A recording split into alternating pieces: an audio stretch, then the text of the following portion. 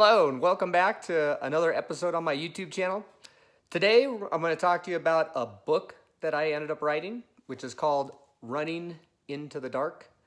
It's about my run across America. It's actually a three-part book. Part one is about my life, encapsulates 44 years of living. Part two is about preparing for the run, 18 months, and part three is about the actual run, 2 months of actual running. And I want to talk to you a little bit about the journey, how it was inspired, that type of thing. So I'm a motivational speaker, and once I finished the run, I got asked to do a lot of different speaking engagements. And as I spoke and spoke and spoke, I kept having audiences ask me, "Where's the book?" And I responded, "I don't have a book." And as I thought about this more and more, one of the things I realized, my children had went to some of these engagements with me, and they learned of stories, knew of stories, but they were, it was a learning process for them, and they did not have the whole story. So I decided to embark on writing a book so that they would know the story, and obviously my audience would as well. So when I decided to actually write a book, it was quite an undertaking. It took me 9 full months, and I remember the first month of that, I would sit in front of the computer and I would try to type a sentence, and I'd end up deleting, write a paragraph, delete the paragraph, and I just couldn't get anywhere. And the words just weren't coming. But I treated it like a job, and I would, treat it like a job, Monday through Friday, 8 to 5. That was what I was doing. So I would spend time in front of my computer, and after the first month, the words really started flowing, and really they started gushing out until eventually I had an entire manuscript. And I didn't realize how long it was going to be when it actually got into book format, published format. It ended up being 370 pages, and it was quite an undertaking. The actual writing took 9 months, which actually is a pretty fast time to write a book.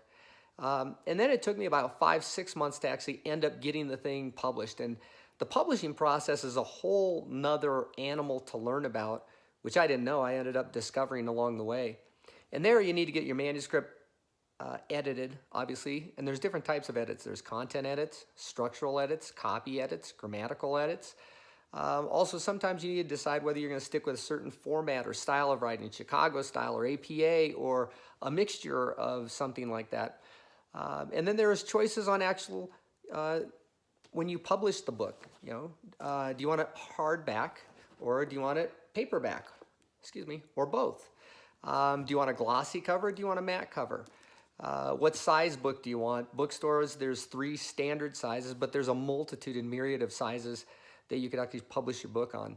Another thing that was kind of interesting to me was, I never knew it, but nonfiction books, generally speaking, are printed on white paper, and fiction books are printed on off-white paper. You can choose either to be traditional and follow those standards, or to break stride and not follow those standards.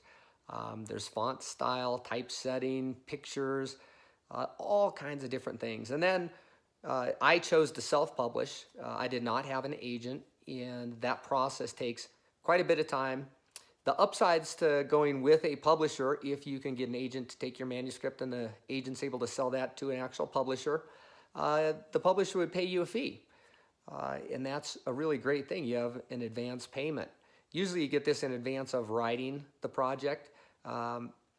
The downside of publishing is that you sell your intellectual property rights for a certain amount of time. So one of my friends actually had become published, got a nice paycheck, but the publisher refused to publish his book on Audible and create an audiobook, which for me would be an issue because a large part of my audience that'd be interested in my book is blind, visually impaired, and they want the book an audiobook.